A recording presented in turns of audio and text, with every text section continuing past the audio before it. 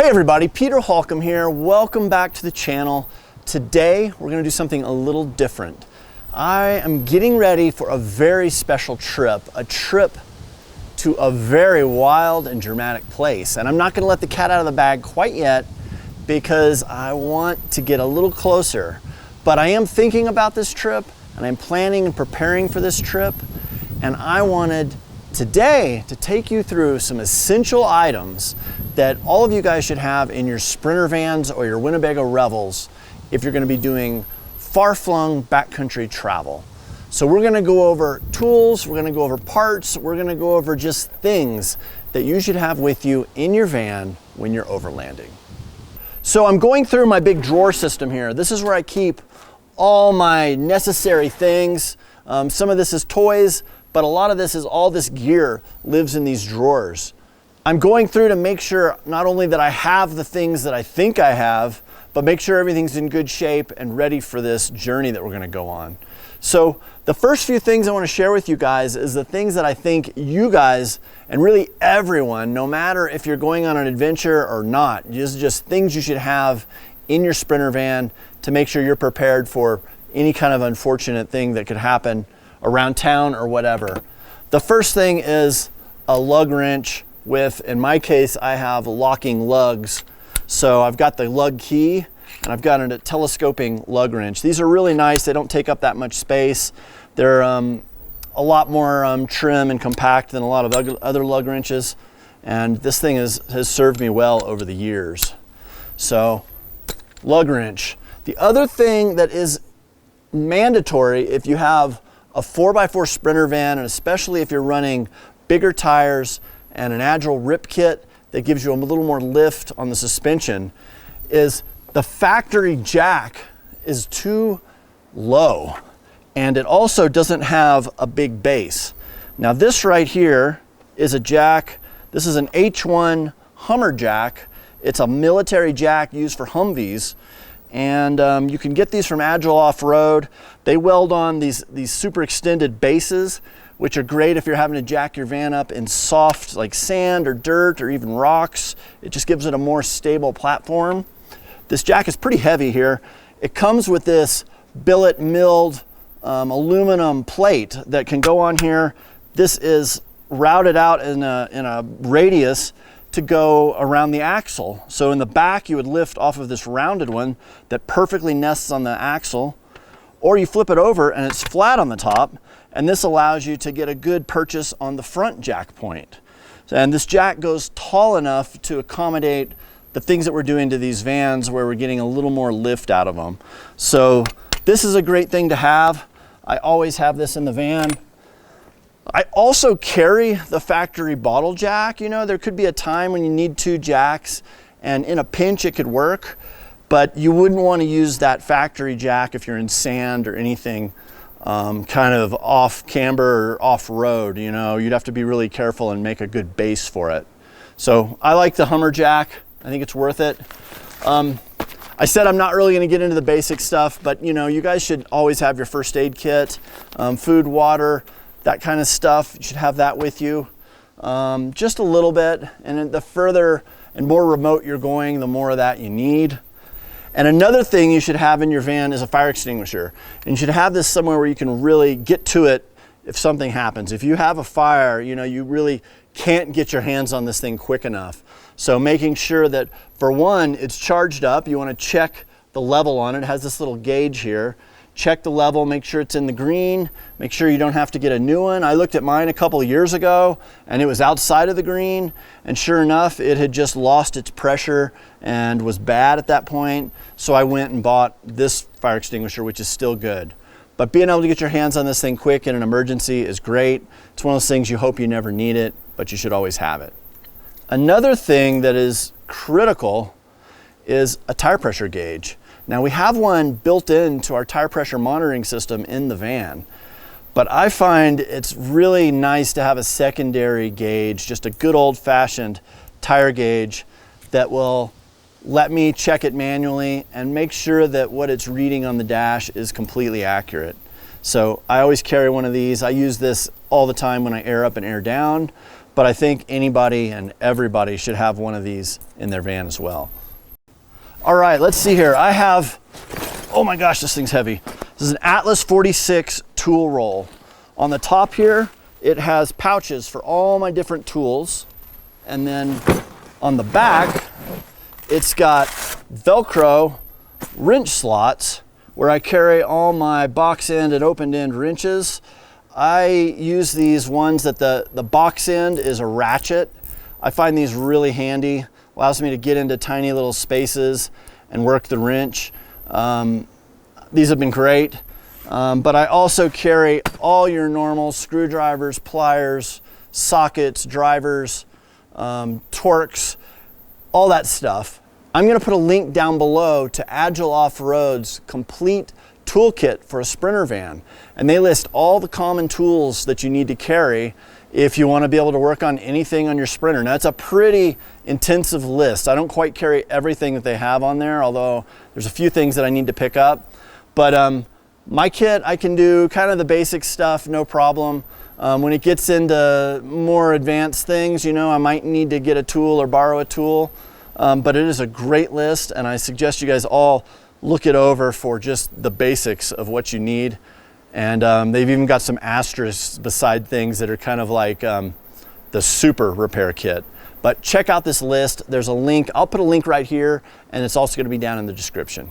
All right, another thing that can really ruin your day is if you run out of diesel exhaust fluid. Now, if you're in the city, you're in civilization, you don't need to just carry this around in the back of your van. That's kind of maybe asking for a nightmare if it's rattling around and pops open and you get DEF everywhere.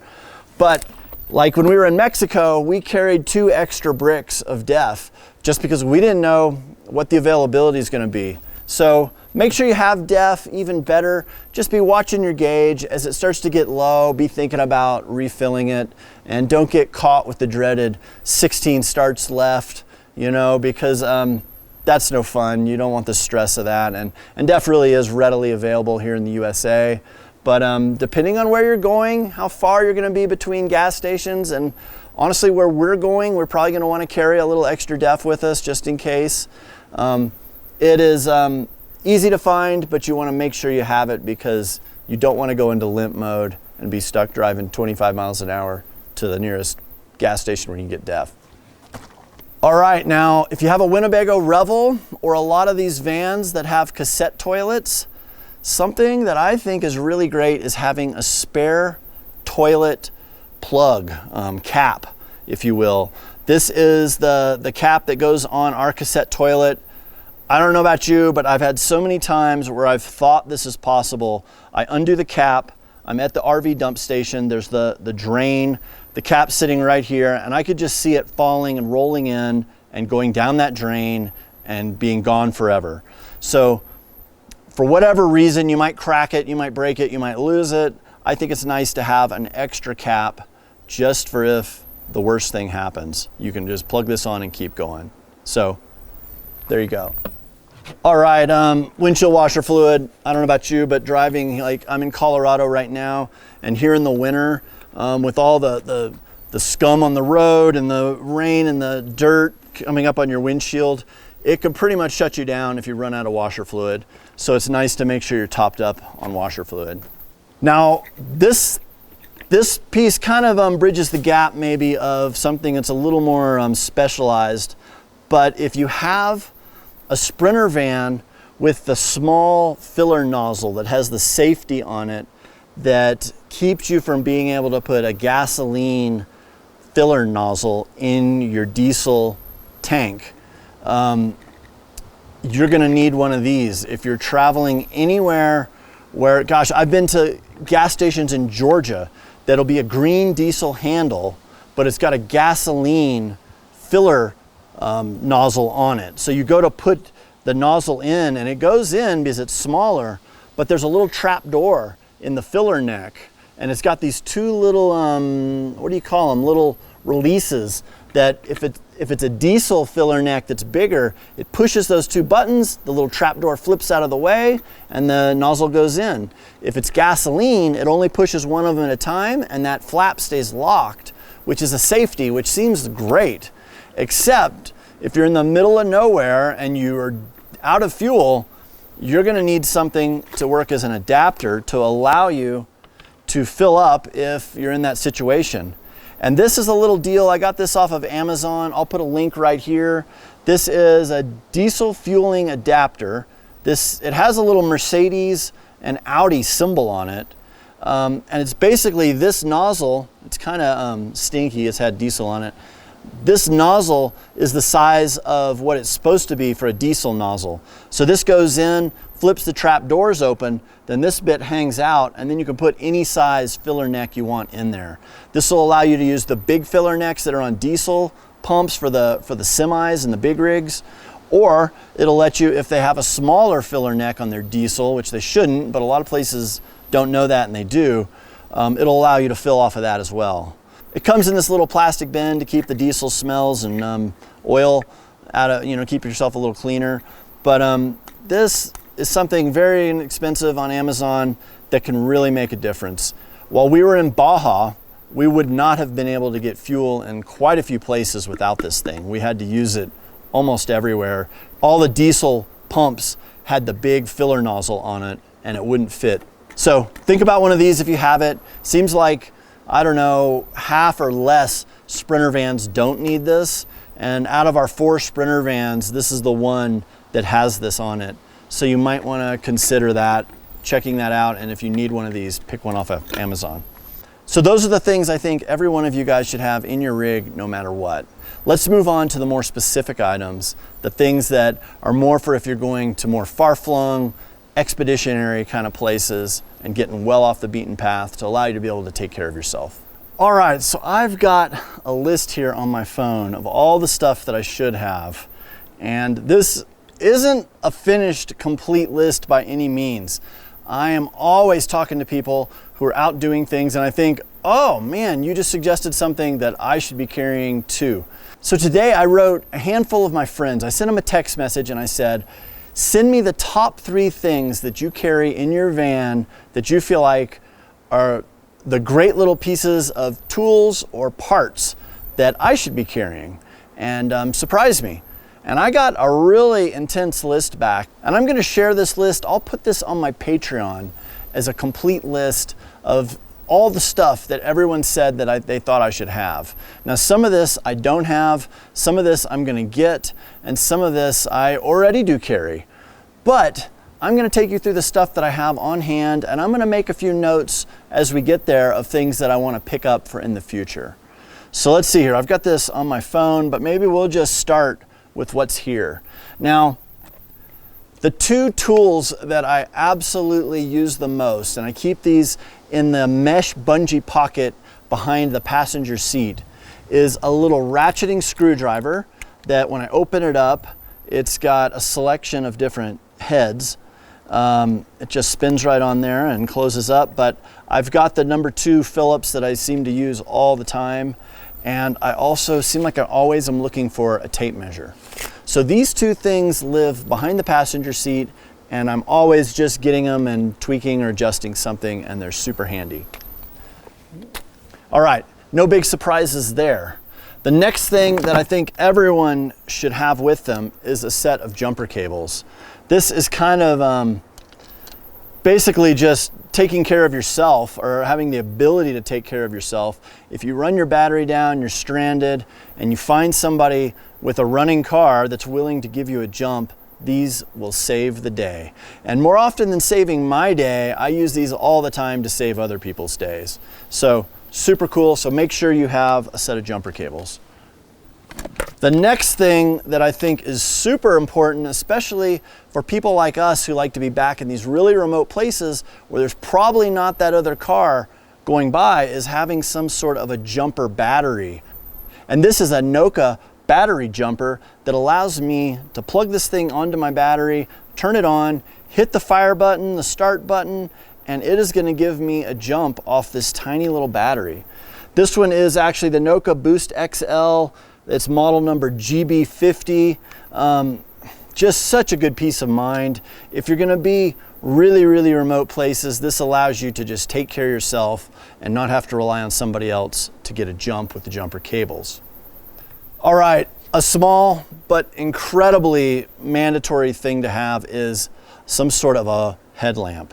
Seems I'm always having a problem in the dark. It never seems to happen on the beautiful, sunny, warm days. It's always either raining or in the middle of the night or who knows what. But having a headlamp handy, and you're going to use this for a million other things too, other than just working on things, but having a headlamp handy will save the day. Okay, I also carry a DeWalt drill and a battery, extra battery, and the charger. I can charge this off of the inverter in the van, and this lets me drill, lets me use it with a bit driver on there, lets me use it for a million things. A drill is super handy and allows you just to do things faster and better. And if you need to drill a hole, especially in metal, I carry a nice set of drill bits that allow me to do that.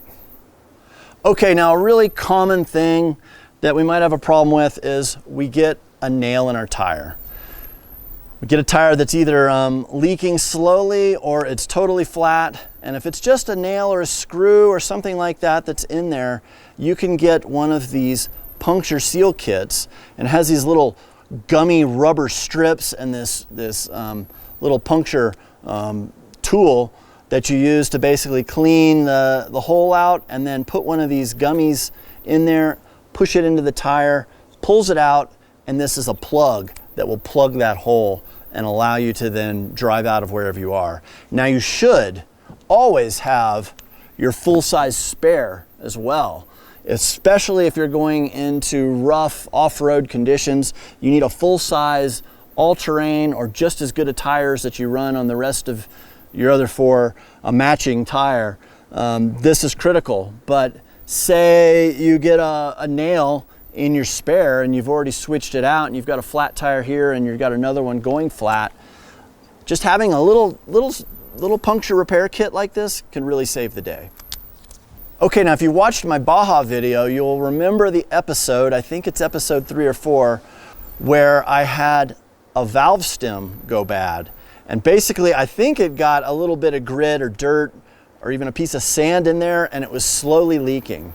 And it would not accept air very well as I went to air up after airing down. So I luckily had some extra valve stem cores. I removed the one that was in there, put a new one in, problem was solved. I also carry some full valve stems.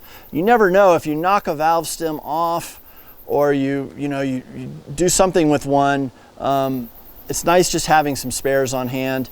If you go to a tire shop, maybe you're in a third world country and they don't have the same ones you want, you could still put one of these in. So I carry a selection of both just to kind of cover my bases. Another thing you'd really want to go with your tire puncture kit is having an air compressor. I've got onboard air on this van, but even if you just have a small little standalone compressor, that's critical, right? Because what good is it patching a hole in your tire or fixing a valve stem if you can't reinflate that tire? So having some sort of compressor is really key. Okay, now a really common known problem with the Sprinter vans is the power steering hoses will pop off the power steering nipple and you will all of a sudden lose all of your power steering. It feels like, my first thought when it happened to me is that I had a flat tire. I jumped out, I looked at my front, both my tires had air in them, and then I started to look a little deeper and I could see power steering fluid running out from under the engine compartment. So really, you can put the power steering hose back on with a couple of small, these are kind of like finger-sized, quarter, half-inch hose clamps. And these are something you should have anyway, just because they're good for a million uses. But the thing I use to remedy this is I made a power steering hose extension. It has this little brass fitting that allows two hoses to be joined together. And I plug this onto the factory hose and put a hose clamp on it here and a hose clamp on the other side. And then this will go on to the power steering nipple where it pops off and put another hose clamp on it. So 3 hose clamps, this nipple piece, and then a chunk of, I don't know, this is probably 2.5 inches of hose. And you can basically extend that power steering hose and keep it from ever popping off again. This is a really easy modification that will save you a lot of frustration. And if you do have your power steering hose pop off like mine, I wasn't prepared. I didn't have this. I did have hose clamps. I was able to slide it back on, put another hose clamp on it, and I thought I was good, but I'd lost so much fluid at that point, it didn't really matter. So it kept the little bit that was left in there from going on the ground. But when I got in to drive, and I was in the middle of a dirt road way back in the Smoky Mountains, and I had about a 20-mile drive to the nearest gas station to be able to hopefully find some power steering fluid, which is something you should always carry, is a quart of power steering fluid. Well, I drove into the gas station, and it was kind of like, as long as you were going straight, it drove fine, but doing like a really tight turn, it took all my muscle to get it to turn. Little turns weren't that bad, and if you weren't moving, if you were just sitting still and you tried to turn the tire, you almost couldn't do it. But I got the hose back on, I put another hose clamp on it, I refilled the power steering reservoir, and boom, I was back up and running just like normal. But since then, I'm carrying at least one of these. I actually have 2.5 of these on board right now, and I carry, gosh, I've got 4 or 5 of these little kits made up with this power steering hose extension. And this is something that I just gift people. When I find someone who's had this problem, I can give them one of these, give them a few hose clamps, and tell them how to do it, and they can get their van basically bomb-proof again, and hopefully not have to deal with that again. So carrying these, a selection of hose clamps, even a chunk of this hose, because this hose can be used for other things. It's really nice to have. And then make sure you have at least a quart of good power steering fluid. This will really save the day if you need it. All right, let's keep going down the line here. Now, another thing, Aaron at Rome Rig, I asked him what to pack, what he packs, and no surprise, first thing he said is a multimeter. Now this is a multi-voltage meter. It allows you to tell how much voltage is going through a line. It lets you just tell if you're getting power to something. This is incredibly helpful if you're having an electrical problem. And if you are having an electrical problem, then having some wire trippers. I carry a crimp tool that's in my tool roll that I showed you a minute ago. In this little bag, I've got all sorts of heat shrink, butt connectors, splicers, all kinds of little electrical wingdings and fiddly bits that I might need to rebuild something electrical. You know, I could rebuild a wiring harness for something like my driving lights out of this. This is really handy. Then I carry a selection of different types of wire, different gauges. This is really nice. I once was in Arizona, had a mouse chew through one of my wires, and I was able to piece it back together. I also carry a wire that has a fuse holder on it. If you blow one of these up for some reason and you melt the whole thing, you might still want that protection of a fuse, and just being able to splice one of these in where the old one burned up could save the day too and be really nice. In addition to that, I've got the butt connectors and all those kind of quick connectors, but I also carry solder and a soldering iron. And this will allow you, with a little shrink wrap or even electrical tape, put something back together that might be a little hard to just get with a butt connector. I carry a few relays. I've got the different relays that I know that I need. These are typically for my driving lights, but relays are all throughout this van, and if you know which ones are to your critical systems, you know, having a few of these relays, you could just plug one in and that could save the day as well. Let's see. Electrical tape. Don't go anywhere without electrical tape. This is gold. Also, on the vein of the electrical kit, I want to carry a full selection of fuses. I'm carrying anything from a 2 amp all the way up to 40, 50. In my old electrical system, I had a 250 amp fuse that I carried as a spare for the main charging system. Figure out what your fuses are and just make sure you have them, and definitely just have a good selection of all the little blade type small automotive type fuses. Now there are micro and then the bigger ones. See what you need and just make sure you have a pack of those. I buy, you know, the 5 or 6 different amperages that I need, and I just have, you know, 15, 20 of those on hand at any time. Okay, I have another one of these. I like these. These bags are made by a company called Gilly Gear. They're out of Colorado. There's a small little company. They sew all these really cool little ditty bags. I like them a lot. This one just has all kinds of hardware in it. This is nuts, bolts, little pieces for cabinets, little wood screws that I might need to rebuild something if something comes loose. I've got the automotive trim plugs that would like hold trim panels on. If I have one pop off and break, I've got extras of those.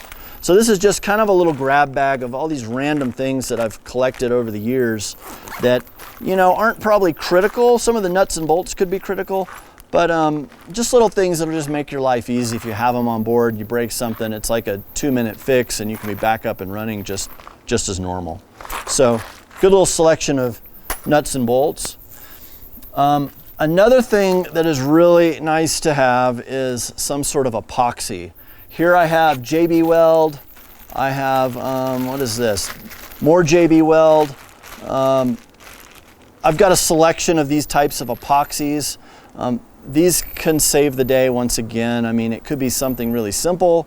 On motorcycles, we've used this stuff to seal a hole in the side of an engine case and use that to get out of somewhere. So this is one of those just infinitely useful things that you never know what you're going to need it for. Same with duct tape. I've got a almost empty roll here, and then I have another full roll here. So I like this Gorilla tape. It seems a little more sturdy than just your standard silver duct tape, and I keep this on hand.